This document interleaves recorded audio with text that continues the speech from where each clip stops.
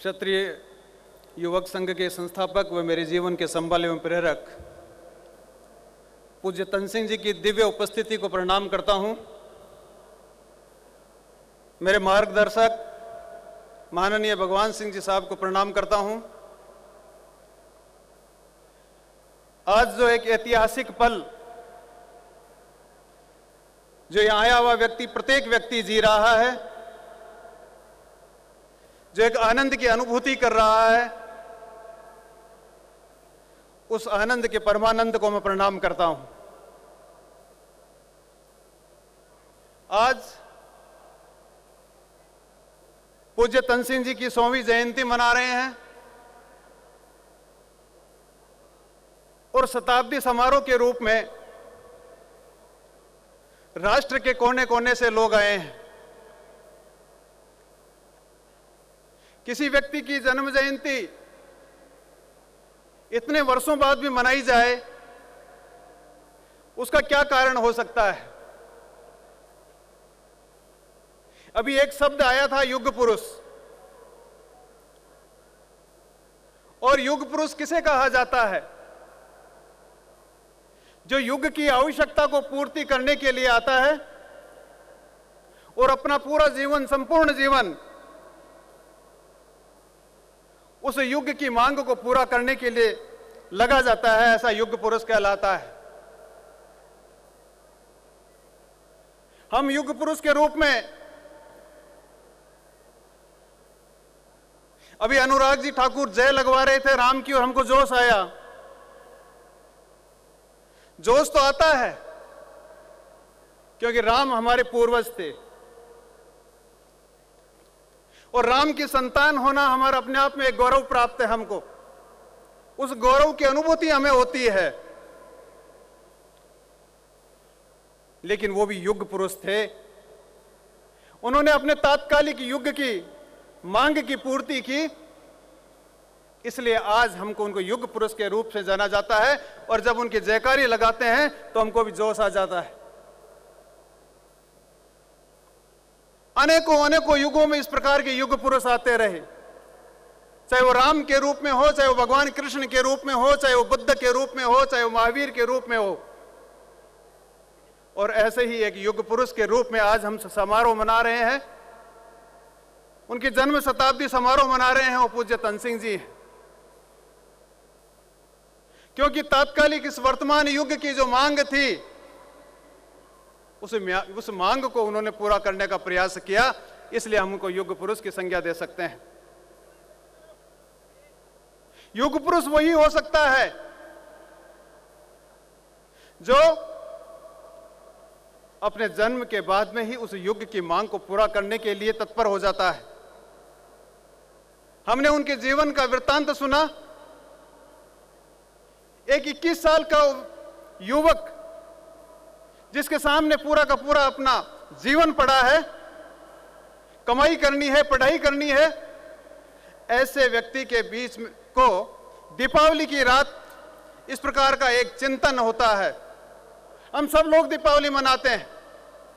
क्या दीपावली के दिन हमारे इस प्रकार का चिंतन आरंभ होता है, चिंतन मन में आता है? नहीं आता है, इसलिए हम युग पुरुष नहीं बन पाते हैं। और जिसके इस प्रकार का चिंतन उत्पन्न होता है वो युग पुरुष के रूप में माना जाता है।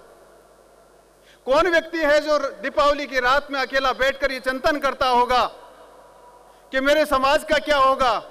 आज जो ये दीपावली की रोशनियां मनाई जा रही है, मिठाइयां बांटी जा रही है, बधाइयां बांटी जा रही है, खुशियां बांटी जा रही है, क्या यह मेरे समाज को रोशन कर सकती है? क्या मेरे समाज में किसी प्रकार की खुशी पैदा कर सकती है?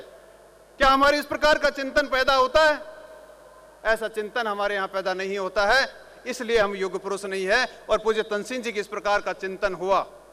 हाँ, हम चिंता जरूर करते हैं। हम जहां भी 5 आदमी बैठते हैं चिंता करते हैं। हम जहां भी 100 आदमी बैठते हैं चिंता करते हैं कि हमारे समाज का क्या हाल हो रहा है, हमारा समाज की क्या स्थिति हो रही है, हमारा समाज किस गर्त में जा रहा है, किस पतन की गहराई में जा रहा है। ये चिंता जरूर करते हैं, लेकिन चिंता करके अपने घर पे चला जाते हैं और घर पे जाकर अपने बच्चों की देखभाल करना प्रारंभ कर देते हैं।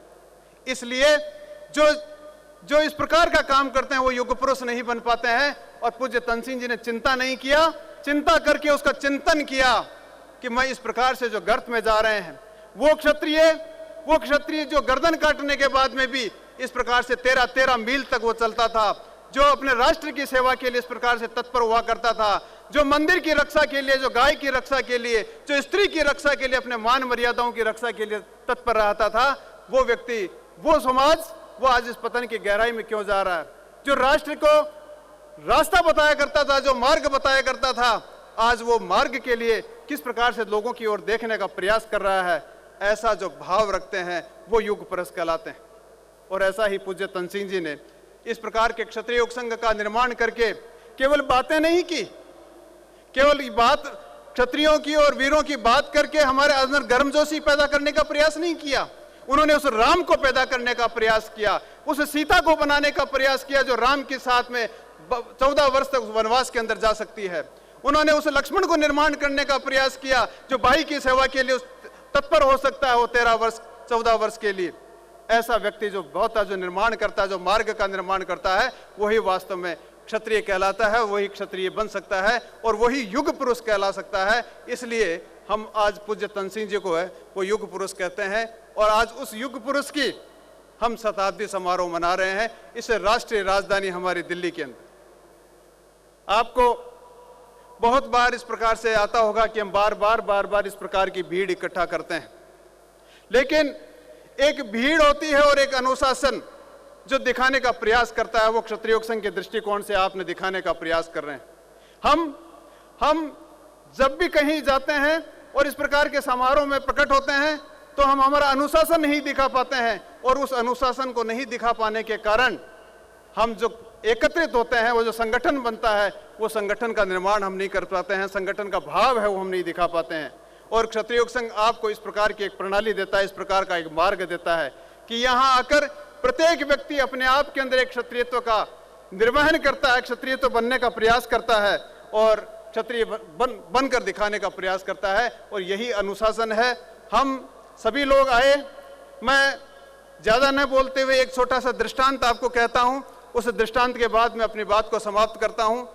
एक जंगल में आग लगी और उस जंगल में आग लगने के बाद में सारे के सारे जो पशु पक्षी थे वो उस आग को बुझाने में लग गए। कोई कुछ काम कर रहा था, कोई मिट्टी डाल रहा था, कोई पानी डालने का प्रयास कर रहा था, कुछ उस आग से दूर जाने का भी प्रयास कर रहे थे। एक छोटी सी पक्षी था, वो छोटा सा पक्षी अपने चोंच के अंदर पानी भरकर नदी से और उस आग में डालने का प्रयास करती थी। वो चिड़िया जब वहां से पानी लेकर आती थी, कुछ तो वो पानी गिर जाता था और कुछ पानी वो वाष्प बनकर उड़ जाता था। एक हाथी था, उस हाथी ने कहा कि हे चिड़िया, तेरे इस छोटे से चोंच के अंदर तू पानी लाकर इस आग को बुझाने का प्रयास कर रही है, इस आग से को तू किस प्रकार से बुझा पाएगी? और उसका मजाक उड़ाया। उस चिड़िया का जो जवाब था वो हमको आज के इस समारोह से वो प्रेरणादायी वो संदेश हमको लेकर जाना चाहिए सभी को। उस चिड़िया का जो संदेश था, उस चिड़िया का जो जवाब था, वो चिड़िया का जवाब ये था कि मेरी इस चोंच में जो पानी भरकर मैं ले जा रही हूं, इससे चाहे यह आग बुझे या न बुझे, इससे कोई इस आग पर कोई फर्क पड़े या न पड़े, लेकिन जब कभी इस जंगल का इतिहास लिखा जाएगा, उस दिन मेरा नाम इस आग को बुझाने वालों में नाम आएगा, आग लगाने वालों में नाम नहीं आएगा। हम आज के इस समारोह से यही संदेश लेकर जाएं कि हम जहां कहीं भी रहें, जिस किसी राज्य में रहें, जिस किसी क्षेत्र में रहें, जहां भी हम काम करें, हम आज जो इतिहास लिखा जा रहा है हमारी कौम का, उस कौम के इतिहास में भागीदार बनने के लिए उस इतिहास को मिटाने वालों में हमारा नाम नहीं हो, उस आग लगाने वालों में हमारा नाम नहीं हो, हम उस आग बुझाने वाले में हो। यही प्रार्थना और इसी के साथ जय संघ शक्ति। आभार महोदय।